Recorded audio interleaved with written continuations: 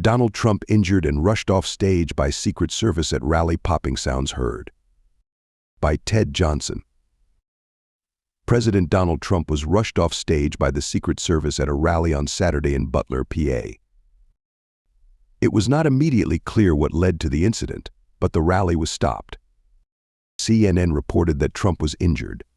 In the video, popping sounds can be heard, and Trump appeared to grab the side of his ear before plunging to the ground. There were then sounds of people screaming. Trump then got up and raised his fist in the air as he was carried away by Secret Service members. Trump appeared to have blood coming from the side of his ear. Trump had been several minutes into his remarks before loud noises were heard.